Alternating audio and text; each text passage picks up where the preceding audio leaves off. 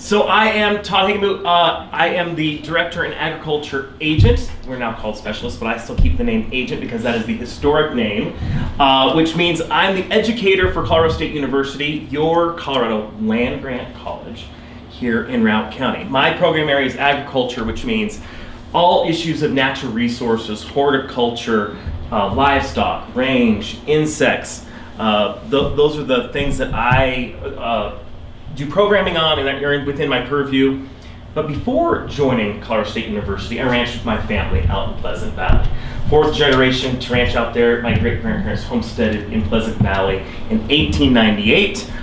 Emil and Percy Gay, Elaine Gay, who some of you may know, was my grandmother. She spoke here many a time for the Brown Bag series throughout the years. Unfortunately, the family ranch no longer exists in the way it did just a few years ago, but I still get to grow vegetables, flowers, my kids, and some chickens in Phippsburg. So I consider myself a South Routt resident and love being a Routt County resident. I'm going to point out, before we go too much further into the presentation, that extension through our 4-H program, which I would hope everybody has heard at least of 4-H, the nation's largest youth development program. Oh, excuse me, I didn't realize you were there. Whack. Okay, that's a great way to welcome people and smack you as you come by. Tammy Eggers, who is our 4-H agent in the office, has started the Art of Ranching project, which is now going statewide. We're so excited that we pair young 4-Hers with ranchers in the valley. Diane is pictured right here with Allie Coles, and we capture the history of these working ranches.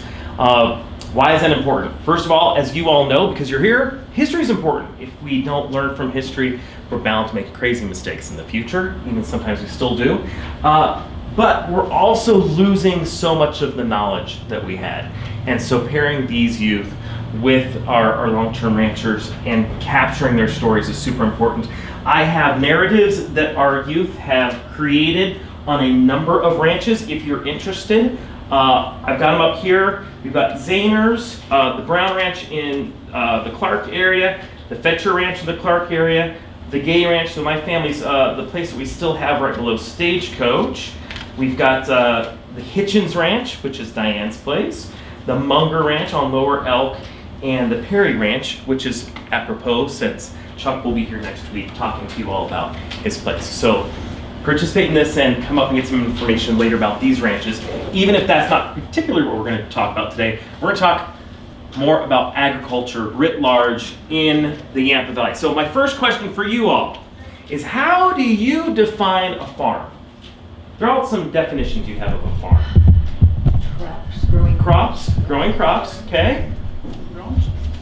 Say that again? A ranch. A ranch? Oh, see, yeah, you're jumping ahead of me, Lauren, just a moment. Okay. Live animals. Live animals, okay.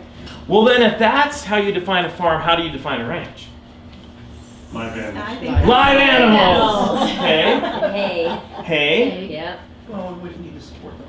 We're probably bigger than a farm sometimes. Bigger than a farm sometimes? Yeah. Okay. We all have everybody has a little different definition of this, right? So back east, Midwest, we think of farms, primarily crop production, but they also have animals, right? But when we moved west, we started ranches, right? More open grazing, using range lands. Farming activities may or may not be taking place. There's a lot of gray between how we define a farm and a ranch. And yet you have some farmers who do not want to be called ranchers, and you have some ranchers, for darn sure, that don't want to be called farmers. By God, I'm on the back of a horse, I'm not in a tractor, right? So then how do we define agriculture? Products you eat. Both products we eat? And animals. Sourced from the land. Nice. I like that a That lot. one's a good one. So right, I think sourced from the land is an excellent way to put it. But as we're going to talk about how agriculture changes, since that's what we're talking about, right? Where we were 100 years ago, where we are today, where we're going in the future, the definition of agriculture is changing. How many of you have heard of aquaculture? Yes. Right? Now, is that brought from the land? It can be. can be, but we're also doing more, fish raising, vegetable raising in towers, in indoor facilities. Is that the land? This is a debate that goes on in agriculture across the country and the world right now. What's a farmer? Is a farmer somebody who's tending to their hydroponic tomatoes in a heat source, light source building? Or is it somebody who's out on their tractor plowing up thousands of acres in the Midwest? Or is it someone doing a small community supported agriculture business in Routt County selling their lettuce, locally? So think about agriculture however you want to. What we're going to talk about is agriculture being all of those things in Routt County at one time or another. We need to acknowledge first who lived here before white man. So when we're talking about agriculture, we're really talking about managed. Hi. Hello. I know this lady. Mama. So we're talking about managed agriculture that white man really brought in. But we need to acknowledge that prior to white man coming in the 1880s and thereabouts, that there were native people, the Utes and the Arapahoes, who foraged from this land, who got wildlife that they ate. So food production was happening, although Mother Nature was really providing the food, and the people were reaping the rewards of what Mother Nature provided them. Berries, fruits, like I said, buffalo, elk, deer, things of that nature. So what we're going to talk about today more is white man's agriculture after settlement of the land, but really do want to acknowledge that people were getting food off of this land for many, many generations prior to us. So in the late 1800s, George Baggs realized you can graze cattle in northwest Colorado and started bringing large numbers of cattle to range in the high country. Much like those Native Americans who wisely came here in the summer and left in the winter. I think they were much wiser than some of us are now. They did much the same with cattle. They brought cattle to northwest Colorado, Baggs did, to graze this area, and then they took them out of here because there'd be no way that you could forage very easily in Routt County in particular in the winter. Your livestock would certainly perish. They believe that when summer grazing was happening, the largest number at that time was about 65,000 head of cattle would come in and go out before the land was settled. So that's kind of the first managed agricultural practices that happened in northwest Colorado. And then sheep started to come throughout the 1900s and 1930s. What's interesting is that after the National Forest was created, Homesteading Act came into play, we now had private lands, public lands. The Forest Service opened to sheep grazing in 1907. It was about 20 years prior that they started to trail sheep in to graze in the area, but in 1907 they actually had then the permitting system to give cattle and sheep ranchers the ability to graze here on public lands. What's interesting is you might have heard of the range wars that happened as a result of that, right? Sheepmen and cattlemen did not necessarily get along very well. In 1909, a drift fence, which means it doesn't have a particular start and terminus with fences that join it, but a drift fence was built across Buffalo Pass to separate sheepland from cattle land, okay? And that was to try to alleviate some of the concerns that the cattle folks had and the sheep people had, and some of the nastiness that was occurring between them. So I think it's funny now that we're dividing much of that same country for cross-country skiers and snowmobilers. But remember that much before we were dividing for winter recreation, we were dividing for sheep and cattle. In 1931, the statistics show us that 143,000 sheep were permitted to graze in the Routt National Forest. That's a lot of sheep. It's a lot of wool, it's a lot of lamb. Then something important happened. The Iron Horse came to town, right? What year did the train make it to Steamboat Springs? 1908? 1908, 1909 I think is when the depot actually opened. 1913 by the time it got to Craig. Come on in, sir. So that changed what happened in the valley as far as agriculture is concerned as well. Instead of trailing animals in now, we had the ability to move large numbers of stock and ag products in and out of the valley. The Moffett Road came in a little bit later, but of course the train came over Rollins Pass for quite a while before the Moffett Tunnel was built. It came to Wolcott, and that enabled us to get supplies in and out. If you could trail your cattle down to Wolcott, you could also get them on the train. But bringing the train from Wolcott up to Steamboat Springs, Routt County, Northwest Colorado, really changed the complexity of agriculture and what we were able to do. And that meant that by 1913, we were shipping more cattle out of Steamboat Springs than any other place in the United States. Many of you probably heard that, but when we say, we call ourselves Ski Town, USA, some of us like to point out we were Cow Town, USA, long before we were Ski Town, USA. What's interesting too about that is sheep did not go away. Sheep were certainly grazed in the summer in the high country, and as they continue to be now, grazed more in the lower lands in Moffett County, eastern Utah throughout the winter. In the 30s, more lambs were shipped from Hayden than any other place in the US, and more wool was shipped from Craig than any place in the US. So we had lots of ag products, thousands and thousands of dollars worth, moving out of this country into other areas where it was woven into textiles. Beef was transported to Denver stockyards, Chicago, different places like that, as were the sheep. But homesteading, we're going to go back kind of how this all unfolded. Homesteaders started coming in before the railroad, would get to Wolcott and then take the stage up or bring their wagons up that road from Wolcott. Was typically the easiest way in. This is a picture of the original Crawford homestead. Now, we've all probably heard the Crawfords, the Jim Crawford, am I right, Jim or John? Now I've got the son. James. I was right, James first. Okay, I was like, oh my gosh. When James platted out Steamboat Springs, this was their first home. They went through another house before they built the beautiful rock structure that is up on Crawford Avenue. But that really started and was during the time when homesteading was happening all over this area. 160 acres could be yours. If you came in, got the patent on it, you'd have to build a house and prove up on it, which means you had to make a living off it of some sort. You didn't have to live there 365 days a year, but you had to prove that you were making an effort to make that land yours. The best areas were taken first, so along the rivers, the easier places to make a living. Then some of the harder areas were starting to be homesteaded. And it's interesting to see how people made it, got their homestead, and lived here for a long time, and others were much more challenged to make it and soon found themselves selling to their neighbors. Those who were more successful were able to buy their neighbors out and build larger farms and ranches. Those who were not able to took some of their money and went to other places, maybe to continue in agricultural pursuits, maybe not. Our family, not an atypical story. My grandfather's family came to Pleasant Valley from Switzerland.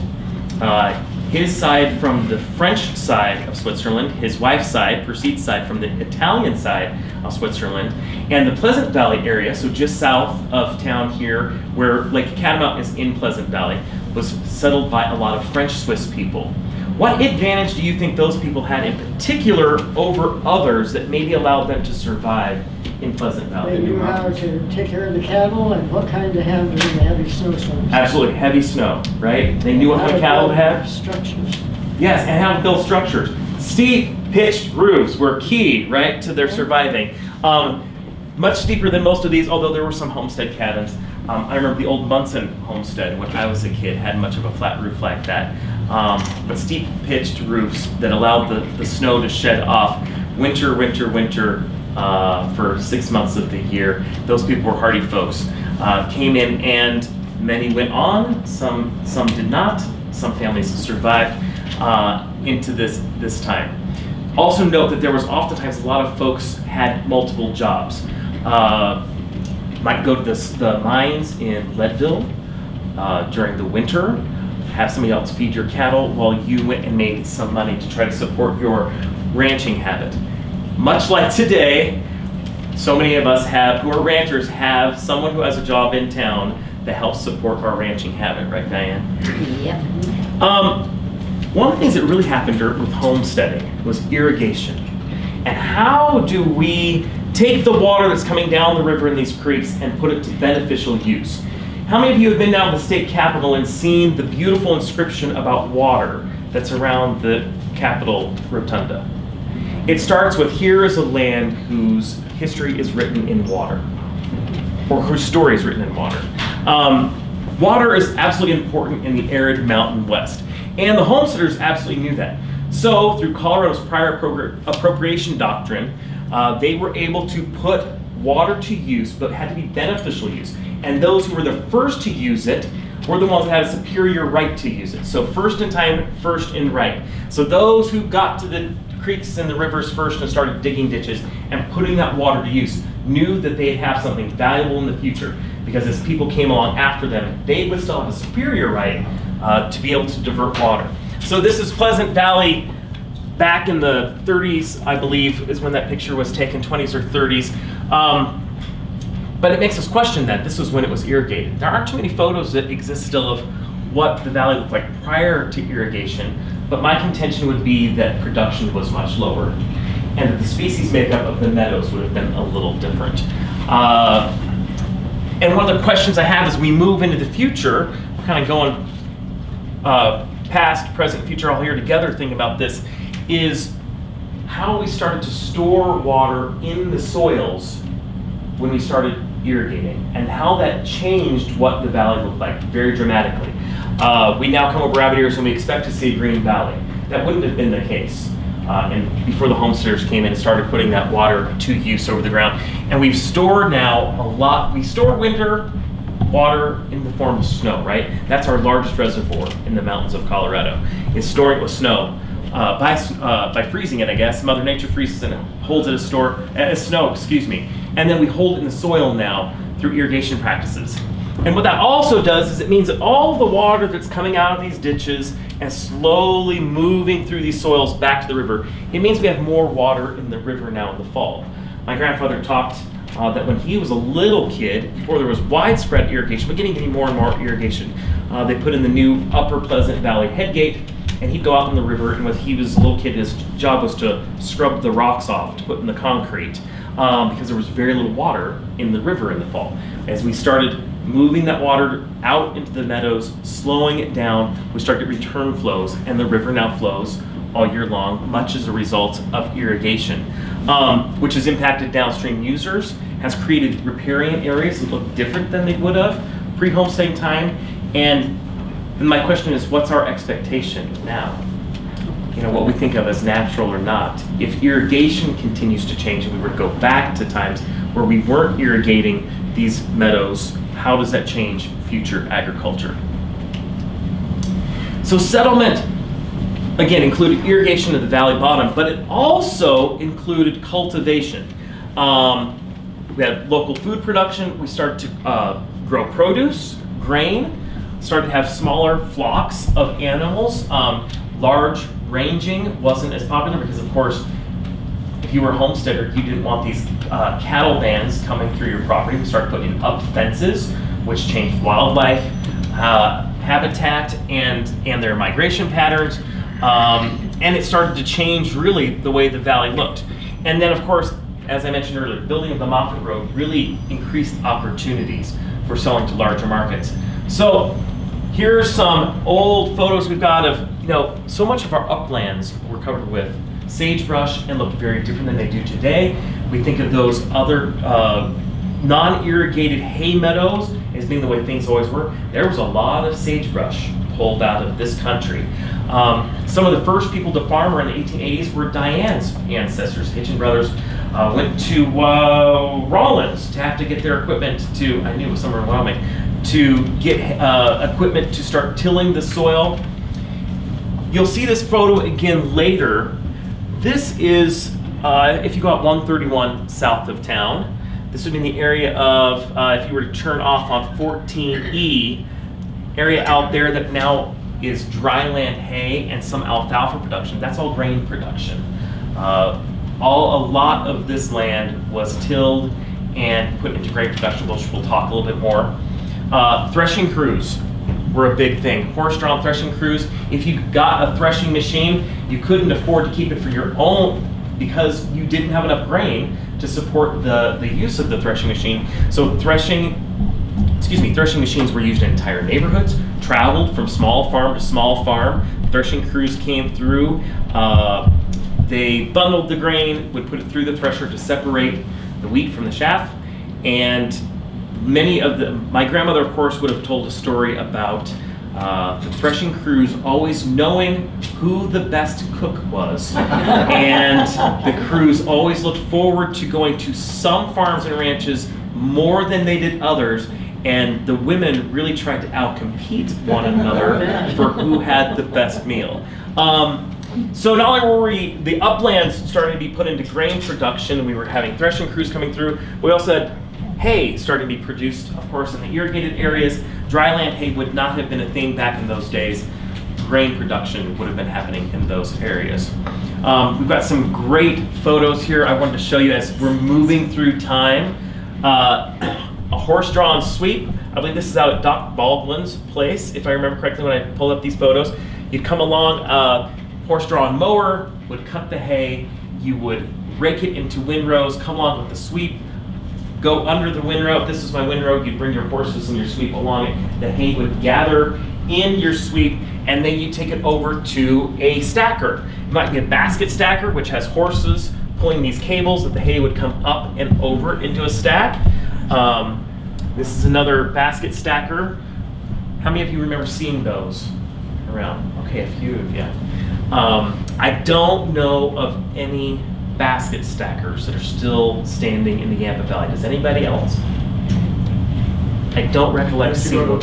Over towards Crumbling, there's a few on the road there, I believe, but not in Yampa Valley. No, you're right. Over, yeah, and there's a very old one left just this side of between Silverthorne and Crumbling.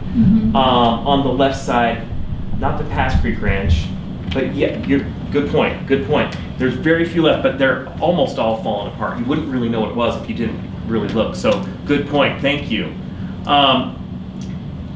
We'll come back a little bit to haying, but this was also the time when produce started to come into the valley in the teens and 20s. Can anybody tell me where this photo's taken? Yampa. Yampa, absolutely. This is Yampa. These are some of the spinach and lettuce fields. These are the ice sheds that existed between Toponis and Yampa. The only thing that remains there now is if you go south on 131, you're between Toponis and Yampa at the Redmond Ranch. Look off to your left. So here's the highway. You've gone past Finger Rock. The railroad's to your left. There's this odd wooden structure that's up, not quite as long as this building, that's kind of a skeleton wood scaffolding looking thing with some metal pieces on it. Does anybody know what I'm talking about?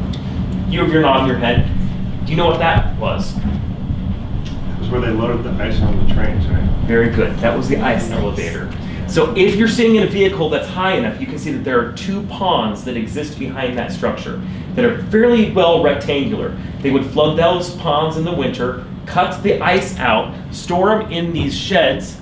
They had sawdust filled with sawdust, keep that ice frozen into June and July, which then they would use that ice elevator to put the ice on the train cars with all of that lettuce and spinach and ship it all over the country.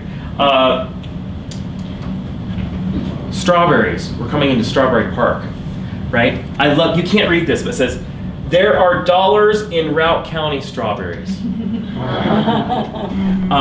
That's a Tread of Pioneers picture. Here are folks in Strawberry Park picking strawberries. And we're going to go back a little to the lettuce and spinach. And how many of you got to, if you're history lovers, how many of you got this late spring or early summer to Yampa to see the display, the Smithsonian display and the local display at the Crossings Market? So you recognize this, Lynn.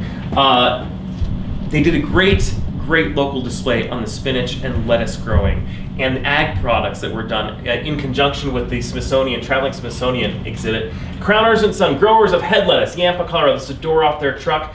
Some of the pictures we see of, I wish this was a little better, and I don't know that, is that the same picture? Yeah, I've got a better picture here coming up next that we can talk about where that picture is taken.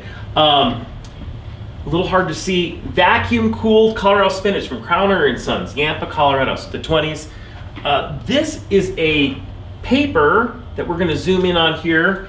Last year, Routt County Courthouse celebrated its 100th year. And in the time capsule, they found the newspaper from 1923 that talks about Yampa led the state in head lettuce production. So you can go into the courthouse right now, see that in the display case. It talks about the lettuce. I will read this to you. This is from 1923. I'll read it to you, but know that we're talking about, this is the area directly north of Yampa. These are the Laughlin Buttes between Yampa and Phippsburg right here. And all those ordinary hay fields were planted in lettuce and spinach. So this says, it is certain, and this was in the paper, in the pilot, this is actually an article here from the Routt County Sentinel when we had multiple papers in Routt County. We're darn lucky to have one now. But this is from the pilot. It is certain that next year head lettuce will yield still larger returns to Routt County, as there will be an increased average and a larger production per acre that can be depended upon. This summer was an unusually unfavorable one on account of the long continued rainy weather. Sounds a bit like spring, doesn't it? About 500 acres were in crop in the county, but fully 1/3 of the yield was lost. And in a normal season, there will be much better production marketed per acre. For the first time, the lettuce buyers of this country this year became acquainted with the superior quality of the Routt County product, over 4/5 of which was raised at an altitude from 7,900 to 8,500 feet. This won instant recognition as being the best on the market, despite the unfavorable conditions prevailing this season, and it is certain that there will be lively competition for the crop in 1924. So we were big in lettuce and spinach. I did a little math, and we were selling right at, I should say, $1 million worth of lettuce in 1923 out of Routt County. That's today's dollars. $1 million. So that doesn't seem like a whole lot, but when you think about how little you pay for lettuce, and that is quite a bit more than you would pay on the wholesale market. That was wholesale market prices. $1 million with lettuce, that's quite a bit, even if we were doing that today. Potatoes. Potatoes were grown widely in Routt County as well. Let me see here. I've got,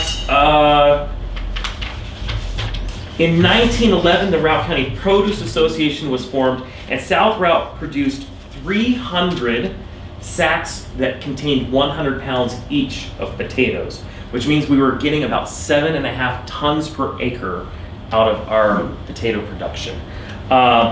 There was a road, I remember, and Mom, you can correct me if I'm incorrect on this, a road that went from Sydney, near Vernon Summers Place, over into the Cow Creek area that they called the Potato Haul Road, that they brought the potatoes over to Sydney. And I do know that in, that about that same time, 1911, Cow Creek produced 1,400 100-pound sacks. So big potato production just on the other side of Emerald Mountain. These are plaques and ribbons from the Rossies in South Routt that won the Colorado Pure Seed Show even as late as the 1950s. That's 1957 that Rossies were bringing home the blue ribbon for their seed potatoes. Here's what my history tells me. I always like going back to this. This is my grandmother, Elaine Gay, at her home in Pleasant Valley. When she came to the Yampa Valley with her parents in 1926 from Kansas, her family had at one time a place right here. Can anybody tell me what we're looking at right here? What that location is? Gravity Pass. Close. Rabbit Ears would be up here. What mountain is this? Diane, you can say it. Mount Warner. Mount Warner. Yeah. Was Storm Mountain at that time, Yeah. right? Thunderhead. Storm Mountain. Thunderhead sits right there. Okay, so they farmed right down here and had a truck farm. Grew any number of items for local consumption, including leafy greens, so back to spinach and lettuce, onions, garlic, carrots, potatoes, peas, green beans, strawberries, and cabbage. You too can look up the Tread of Pioneers file that shows my grandma standing in this very spot talking about growing the cabbage in the mid-30s. When she was here in high school, my grandfather asked her out for a date. And this would be much more fun to watch it and hear from her, but I'll do the best I can. He asked her for a date and said, what time should I pick you up? She'd agreed to go. And she said, well, I'm not sure. We have to water the cabbages. And this was in spring. They had just planted the cabbages. And he said, well, how long will that take? She said, I don't know. It'll take quite a while.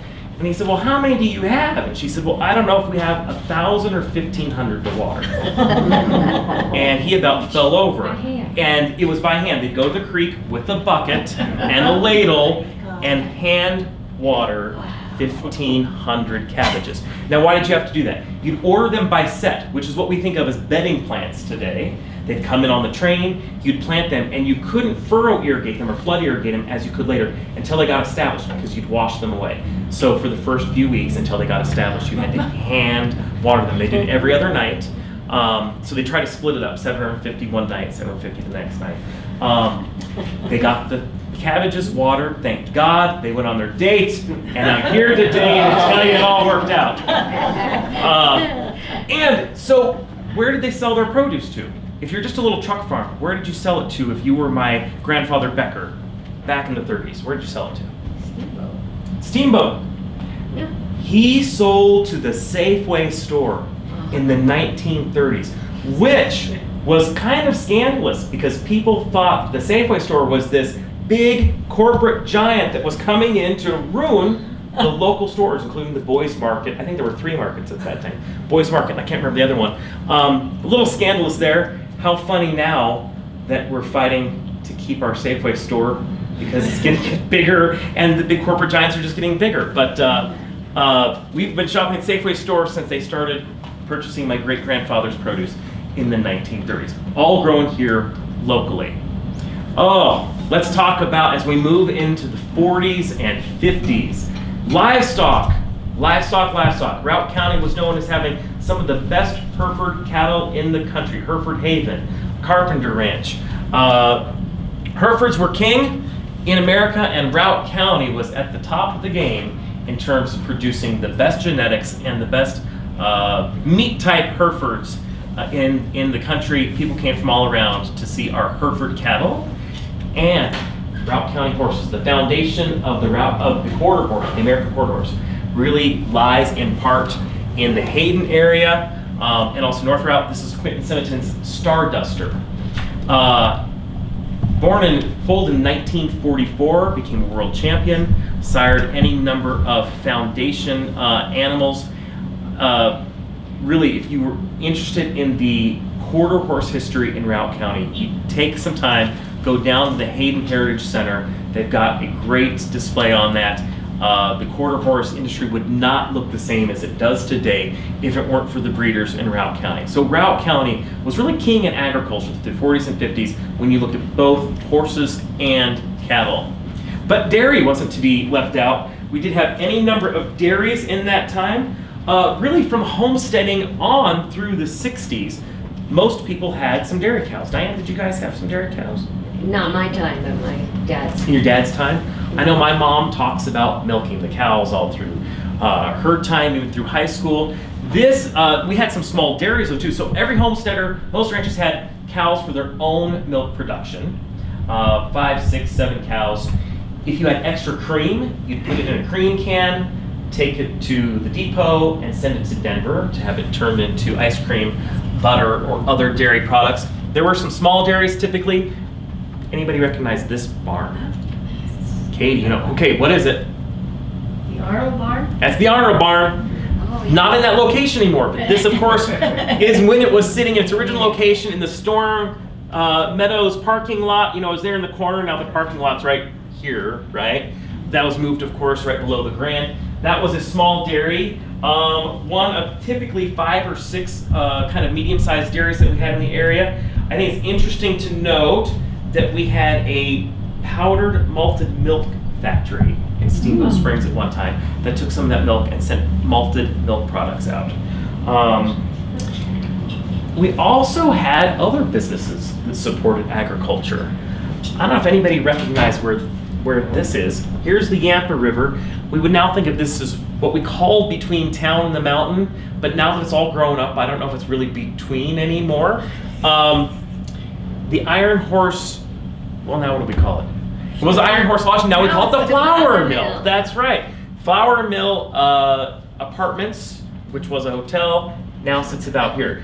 This was the steamboat, and I wish you guys could see it, the steamboat flour mill. This is the Sarvis sawmill. We won't get into that. That could be a whole other brown bag talk about the logging operations that took place at Sarvis Creek and how they floated the logs down and milled them there at Sarvis Creek. But this is the flour mill. So all that grain production, we had a place to go with our grain. And we produced oodles and gobs of grain to the point where we produced our own flour locally and our own cereal, Joe Dandy cereal. And I understand it that they bring the little calf out every spring and it'd say, "Watch Joe grow," and he was their mascot. Jack, do you remember any of that? Yeah, we bought feed for our cow there, and like Joe Dandy, they fed him Purina Groves or something. That was the reason for Some that they having dealt. that contest. Gotcha. Feed that they deal in as well. Mhm. We had at this time 2 grain elevators because the farmer's grain elevator also was going in the earlier part of the last century. There was an elevator in Hayden, which is now still the Hayden elevator, but it doesn't have grain anymore. Couple in Craig. Snyder and Counts in Craig is really still the only operating feed mill, one of the few in the state. There's only a couple left in the state, and certainly in southern Wyoming, eastern Utah. If you want feed milled, I should say, or produced, you need to go to Snyder and Counts. It's amazing we still have their feed mill, but the amount of local product that we just have is not much anymore. But back then, we had lots of local product going to the feed mills. So what changed? What changed? Recreation. The ski industry was a big part of it, right? Tourism in the 40s and 50s was primarily summer-driven tourism. Then something happened on this hillside in 1960, the early 1960s. In 1963, the Steamboat Ski Area, of course, opened, and that started to really change the complexity of the area. Here's now, of course, all the base of the ski area in Mount Worth. So that started to change, but some other things changed too. The fire of the feed mill, 1958. The story goes is that the fire started and it was right near noon. So when the fire whistle went off to call all the firefighters in, everybody just thought it was the noon whistle, come a little early. So they didn't show up to fight the fire. Because it's one and the same. Yeah, yes. And so they couldn't get on it very quick. And if you've ever been around grain dust or in a feed mill, all the signs say, no smoking. Grain dust is like explosives. Nothing goes up faster than a feed mill. Mom, gotta ask you, do you remember that day? Yes, I do. Can you? But of course, we live way out in Pleasant Valley, so I was not around it. But yes, it was big news. Yeah. Big news. Anybody else remember? Jack, do you remember that day when it burned? Yeah. 58. 58. Yeah, well, we came out on Main Street to see the fire, the smoke going out. And then they moved across into 20 Mile Road. And they were down this way, right? But things started to change all throughout that time. So I'd take you back, like what's changed on Main Street now? No cattle. No cattle drive. No cattle drive. This is the depot. How many of you remember where the Stockbridge was? Yeah. Several of you. Now all that remains where the Stockbridge was are the little cute 50-gallon drums of sheep that they've made there at the transit center that look like they're walking across where the Stockbridge was. That was replaced in the late 80s, early 90s by the James Brown Soul Center of the Universe Bridge. Another sign that things were changing, right, when the Stockbridge was changed. But can you imagine now, as a rancher, trying to get thousands of head of cattle or sheep to the rail point or the stockyards in either Sydney, if it still existed, or Steamboat Springs? So things kept changing, making it a little more difficult. But as much as they changed, they also stayed much the same throughout the 70s and 80s. While things were getting a little tighter, a little tougher, development was happening, branding still happened. Cattle were shipped out on trucks rather than rail. It was a changing time, and yet large ranches really still were prevalent across the landscape in the Yampa Valley. Neighbors came together to help each other out. Hay, well, at least one family was still putting up loose hay. I say my claim to fame in Routt County is I'm the youngest person to have put up loose hay in Routt County. My family, the last year we put up loose hay was in 1994, a year after my grandfather passed away. We were long since the last ones in Routt County. You can still see loose hay put up over at the Myring Ranch in North Park. They're the last ones I know still doing it. Very labor intensive. But throughout the 70s and 80s, people were starting to transfer, but we were still pretty much hanging the same ground that we always were. I love this picture. Sweeps had changed from horses to tractors. People who were starting to bale were still using old-time horse-drawn equipment, so were we, to get the scatterings out of the field. Baling started happening. Small bales started getting put up pretty regularly and became commonplace as the preferred hay storage method throughout the 60s, 70s, and 80s. Feeding took place back in the old days with horse and team. It was loose hay. We were still feeding cattle pretty much the same way. I mean, still feeding them hay all winter long with a tractor. So as it changed, it also remained much the same. Loose hay stacks were replaced throughout the 90s, 80s, and 90s with large hay bales. This is the same place, but you know, if this was in the 20s, that's not too different than when I took this picture in about 2008. So things kind of were very different and yet much the same. I love this picture, the old and the new. The round hay bales right next to the old loose hay stacker. Kind of talks about how we were modernizing and getting different, but other things were changing as well. Grain, which was king. Grain, we produced grain like you cannot believe. How many of you remember, several of you remember, when grain was our biggest crop right here? In 1985, we had 85,000 acres in grain production. How many do we have now, do you think? 30? 30 acres or 30,000? 30,000 with Moffett County? I don't know. I'm talking just Routt County. Oh, just Routt? Oh, gosh. I don't know. 3,000? Yeah, less than 1,500? Yeah. Yeah, it's very few. I was going to say, the latest ag census does not break it down per acres, but I can break it down a number of farmers. I think we have like 3 or 4 farmers who are doing large grain production left. Why is that? What changed in the 80s that we went from 85,000 acres to about nothing? Diane? CRP program.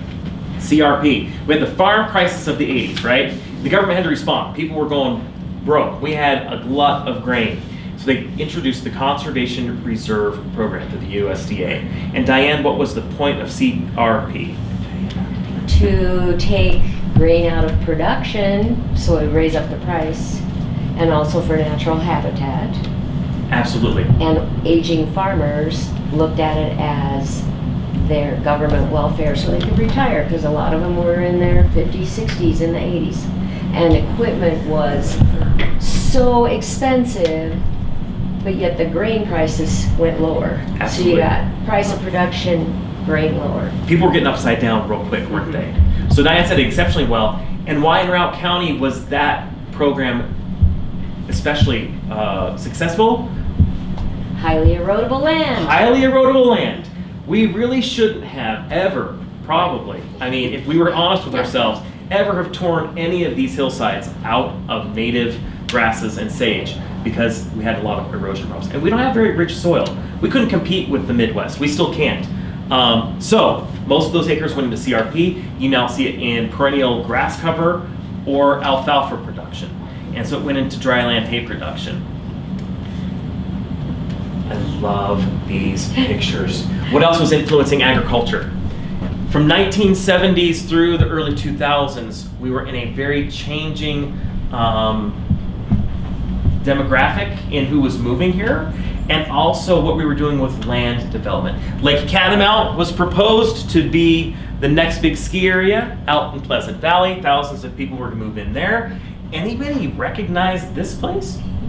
Stagecoach. Stagecoach. Everything old is new again, right? We were having big conversations. Was called for 3,700 homes and 1,000 hotel rooms back in the mid-70s. That's what was supposed to be happening at Stagecoach.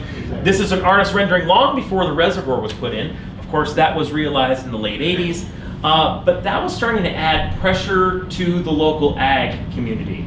Continued development, rural sprawl, if you will, small acreage sprawl out into the countryside, and development pressures started to change.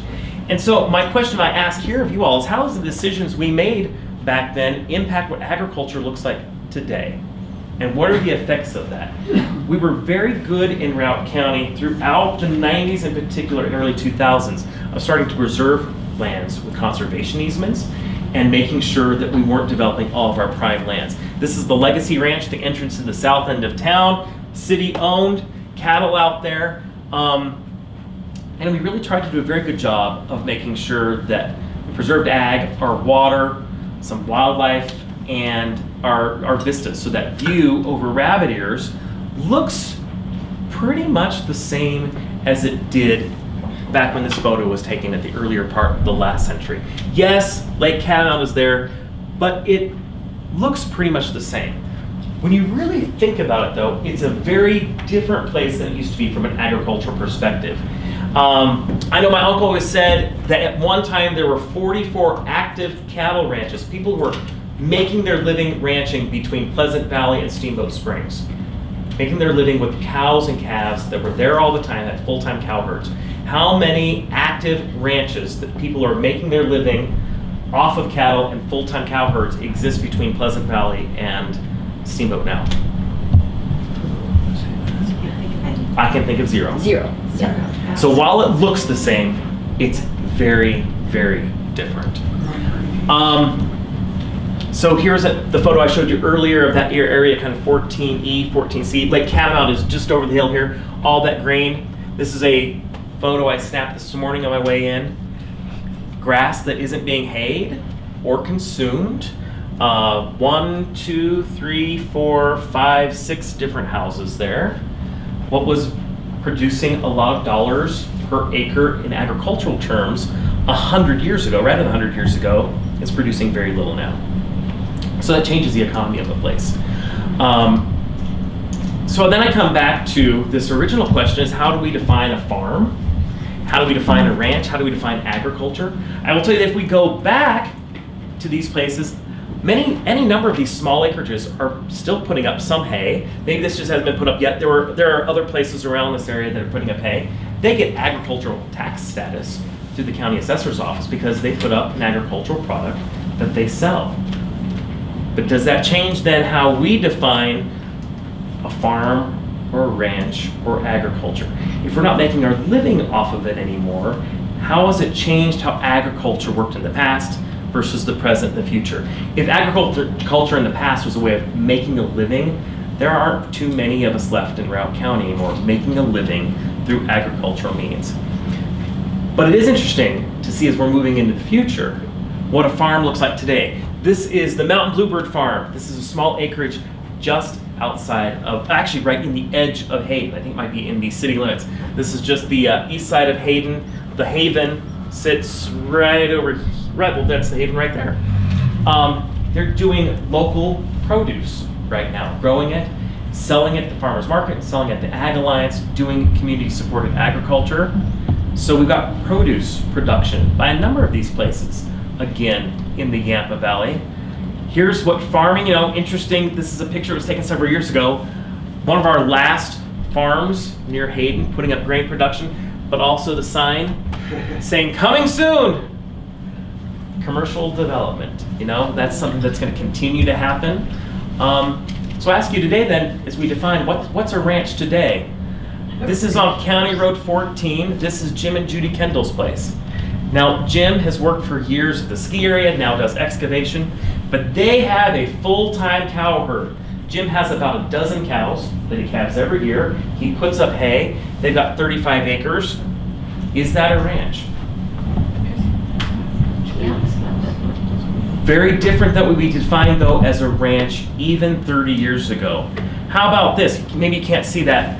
This says Storm Mountain Ranch. Oh, yeah. Is that a ranch? Well, yeah, in a way. In a way. Yeah. They do put up hay. There are some horses on the property. Very different than what we considered a ranch, though, just a few years ago. You have a But thought? the heart of it is they're keeping that for ag taxes, not because of the hay production. It's more about money and how you spend that money. I want you all to know that Diane said that, not me. Yeah, you can't. And then here's Alpine Mountain Ranch. Yeah. Another ranch that I don't believe has any agricultural production going on at all. And yet they call it a ranch. And we can look at this all around, whether it's Priest Creek Ranch or Catamount Ranch or, et cetera, et cetera, et cetera. So our definitions have changed over time. And I think as we talk about agriculture, past, present, and future, we need to understand that agriculture is changing and what we think of that, what it really is changing. So those development pressures that began in the 70s persist today. They're just going to get more and more, I believe. Large parcels are now being sold off and subdivided, or they're being kept intact and they're not being bought by agricultural producers. The money you make from raising a cow or horse or wheat cannot pay for land in Routt County today. Public lands still continue to be a key component for our successful ranchers today. Having a forest permit, having a BLM allotment is key to making an economic case for agriculture in Routt County. But as public lands pressures change and the public's pressure on public lands change, will that continue to be the case? We've got a changing climate. Our climate continues to be variable here, and it's just going to get more variable as we get hotter and colder and late freezes and early freezes. We'll continue to have that, but water is going to be the biggest thing as the climate changes. And then we've got, of course, the things that everybody in agriculture does have to contend with across the country, which is market variability and what's going on in the rest of the world. Compound that with all the other issues we have in Routt County and agriculture, and it makes for a difficult case, I think. So what pressures will we face? Stagecoach. Again, all over, one more time, deja vu, right? Yep.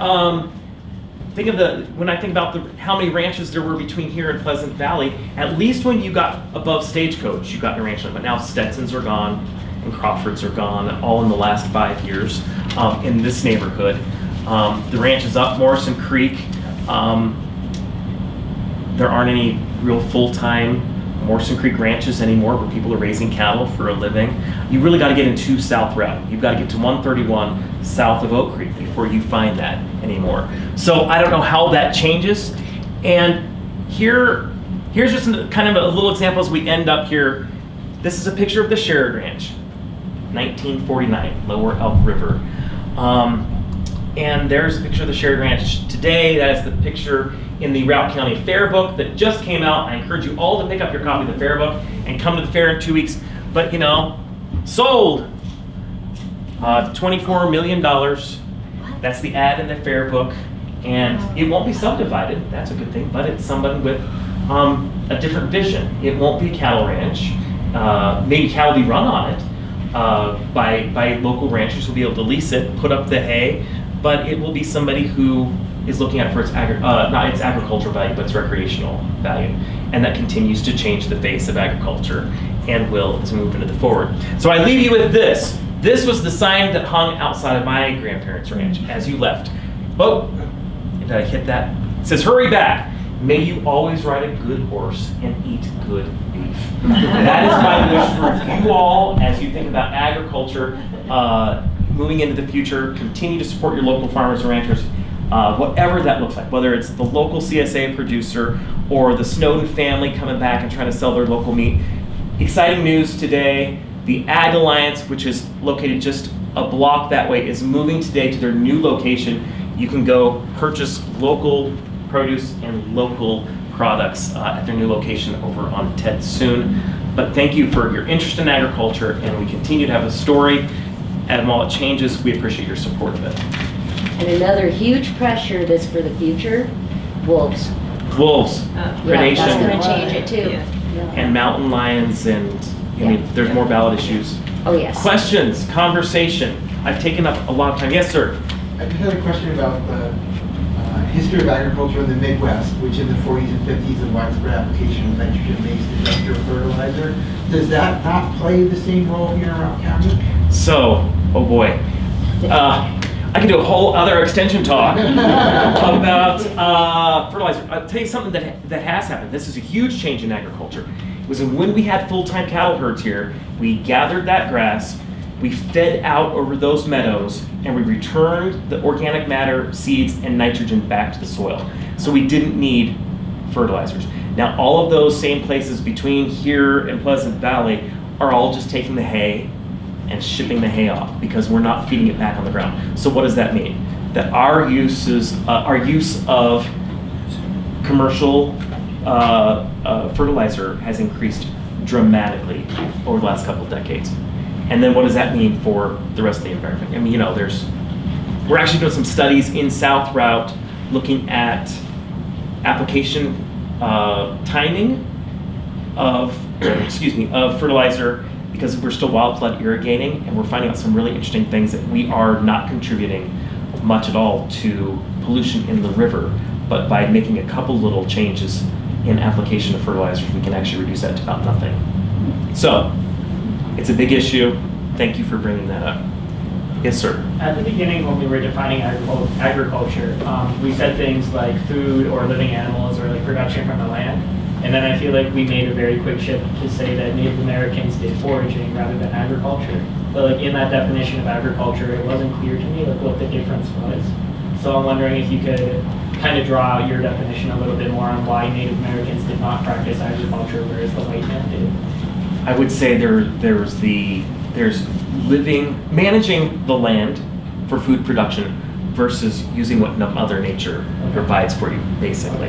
And obviously, as we went in homesteading and talked about tearing out the ground, planting, managing livestock, fencing, ranging, different than what the Native Americans did. Is that much more like active and invasive form of managing the land? Because I think, from my understanding, the Native Americans still like took care of the landscape, so it would continue to give them food. And that seems a little bit like agriculture to me, but it's not as intense or as like all changing as what the white man did. I would say they did more through like hunting habits and how they managed land and grazing and where they could move animals. It's my understanding as well that prescribed fire, what we now think of as prescribed fire, was a key part as they left some of these areas, did some burning in order to help produce more grass to bring in wildlife. Yeah, I'm not sure. That's a great question if that's agriculture or not. I suppose that remains up for debate. It's foraging agriculture. They were more foragers, weren't they? Forage gatherers. Is that a definition in agriculture? I'm not sure I'd call that managed. Right. Yeah. More of a understanding of the seasonal changes in symbiosis than putting something intentionally in one's farm. That's exactly intentional. They moved to the stuff. They didn't put the stuff where they wanted it. That's a great point, Katie. That's perfect. Any other comments or questions? It's 1 o'clock, but yes, sir. You said, I believe in the 40s and 50s, there was a lot going on with horses, and then talked a lot about production levels in the county. What's the special sauce that's in Route County for horses and other things compared to Texas or the Front Range or other parts of Colorado that made it so phenomenal? I think it was some of the right people with the right stock at the right time. The right grass has a lot to do with livestock production. Comment on why our grass is better. Our grasses are excellent because they are high in protein, and we grow these cool season grasses quicker than anybody else. So you can put more pounds on an animal here in the summer than you can about any place in the country, which makes the economics very different, right? Which is why they originally brought cattle in here just the summer, because the economics have changed dramatically when you have to feed them all winter long.